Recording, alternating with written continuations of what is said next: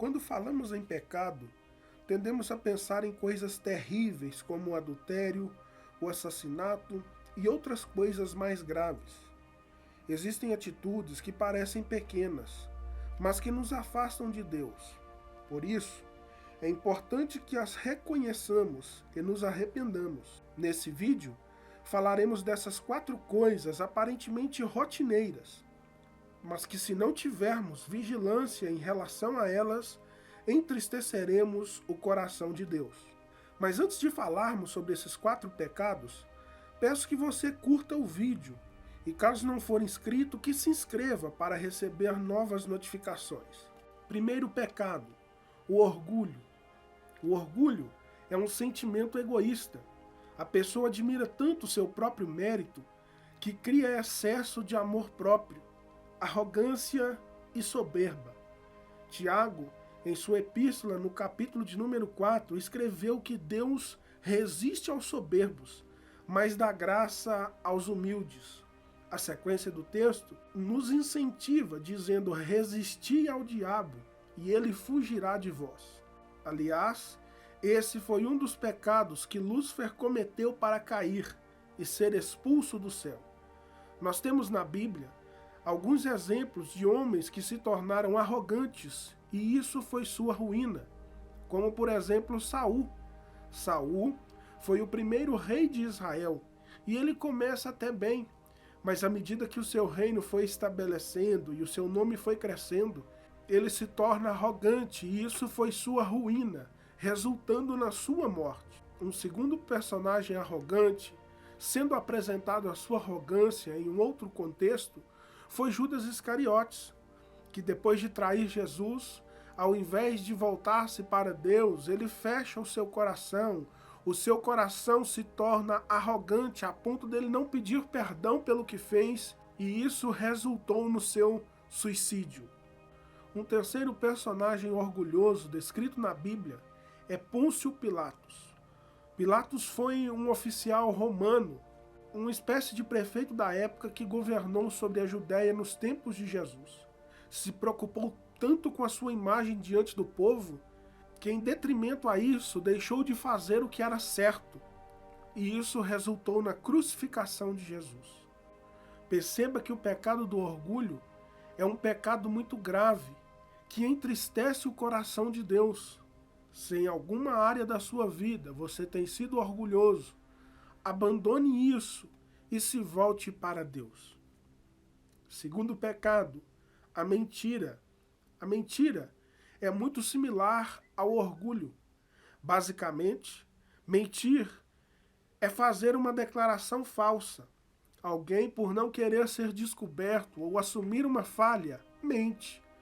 Mas no contexto bíblico, a mentira sempre foi identificada como um pecado grave. Jesus, no Evangelho segundo João, diz que o pai da mentira é o diabo, e a Bíblia trata aqueles que mentem deliberadamente como filhos do diabo.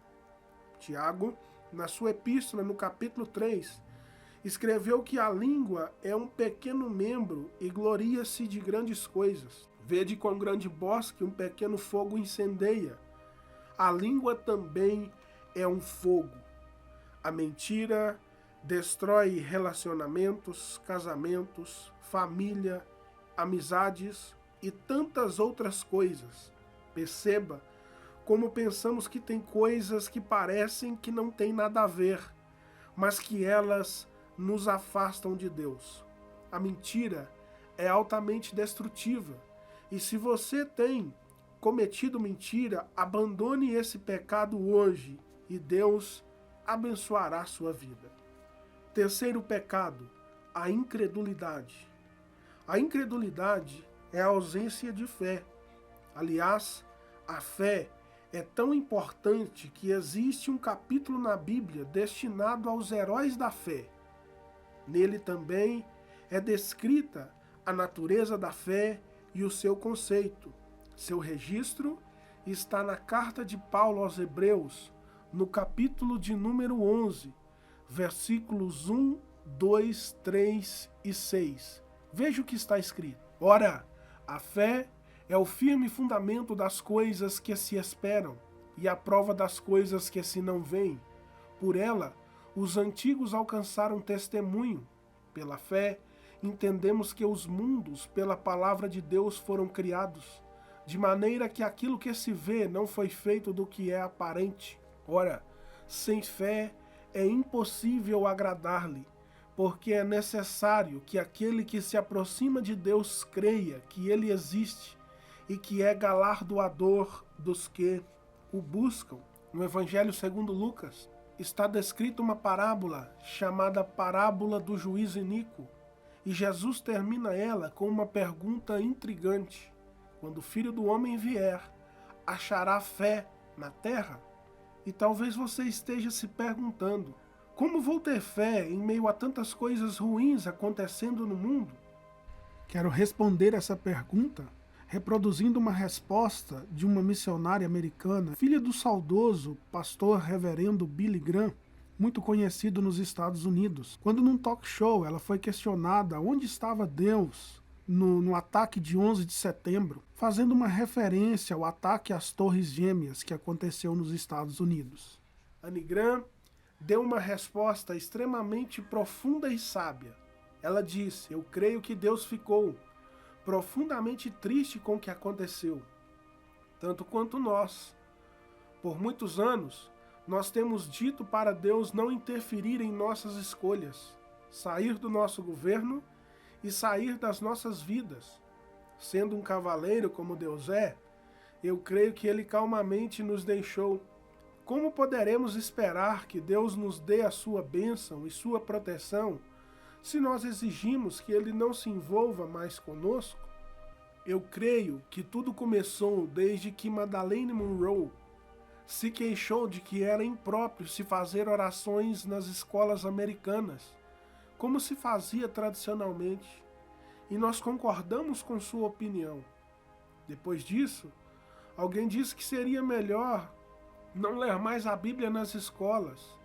A Bíblia, que nos ensina que não devemos matar, não devemos roubar e devemos amar ao próximo como a nós mesmos. E nós concordamos. Logo depois, Dr. Benjamin Spock disse que não deveríamos bater em nossos filhos, que eles se comportariam mal, porque suas personalidades em formação ficariam distorcidas e poderíamos prejudicar sua autoestima. E nós dissemos: um perito nesse assunto deve saber o que está falando. E então, concordamos com ele. Aí, alguém sugeriu que deveríamos deixar que nossas filhas fizessem aborto, se assim elas quisessem, e que nem precisariam contar aos pais. E nós aceitamos essa sugestão, sem ao menos questioná-la. A indústria de entretenimento então disse: vamos fazer shows de TV e filmes que promovam profanação, violência e sexo ilícito. Vamos gravar músicas que estimulem o estupro, drogas, assassínio, suicídio e temas satânicos. E nós dissemos: isso é apenas diversão e não produz qualquer efeito prejudicial. Ninguém leva a sério isso mesmo, então que façam. Agora, nós estamos nos perguntando por que nossos filhos não têm consciência e por que não sabem distinguir entre o bem e o mal, o certo e errado. Por que não lhes incomoda matar pessoas estranhas ou seus próprios colegas de classe ou a si mesmos? Provavelmente, se nós analisarmos tudo isso seriamente, iremos facilmente compreender. Nós colhemos exatamente aquilo que semeamos. Se uma menina escrevesse um bilhetinho para Deus dizendo: Senhor, por que não salvaste aquela criança na escola? A resposta dele seria: querida criança, não me deixaram entrar nas escolas. É triste como as pessoas simplesmente culpam a Deus e não entendem por que o mundo está indo a passos largos para o inferno. É triste como cremos em tudo que os jornais e a TV dizem, mas duvidamos da palavra de Deus. É triste como todo mundo quer ir para o céu, desde que não precise crer, nem pensar ou dizer qualquer coisa que a Bíblia ensina. É triste como alguém diz, eu creio em Deus, mas ainda assim segue os passos de Satanás. É engraçado como somos rápidos para julgar, mas não queremos ser julgados. Perceba que também o pecado da incredulidade entristece o coração de Deus. Quando passamos por momentos difíceis, tendemos a fazer vários questionamentos, mas saiba que a incredulidade também se afasta de Deus. Como bem disse o texto em Hebreus, é necessário que aquele que se aproxima de Deus creia que Ele existe e que é galardoador do que o busca. Quarto pecado, rebeldia. Rebeldia quer dizer não conformidade, tendência contrária, oposição, resistência. Nós temos, enquanto filhos de Deus, 3 inimigos: a carne, os demônios e o mundo.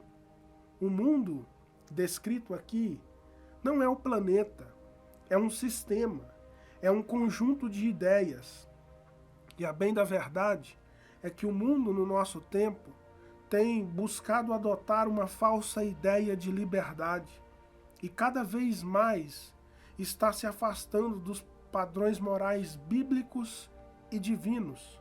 O grande problema disso é que está escrito na Epístola de Tiago, no capítulo de número 4. De onde vêm as guerras e pelejas entre vós? Porventura não vem disto, a saber dos vossos deleites que nos vossos membros guerreiam? Cobiçais e nada tendes, sois invejosos e cobiçosos, e não podeis alcançar. Combateis e guerreais e nada tendes, porque não pedis. Pedis e não recebeis, porque pedis mal, para gastardes em vossos deleites. Adúlteros e adúlteras, não sabeis vós que a amizade do mundo é inimizade contra Deus? Portanto, qualquer que quiser ser amigo do mundo, constitui-se inimigo de Deus.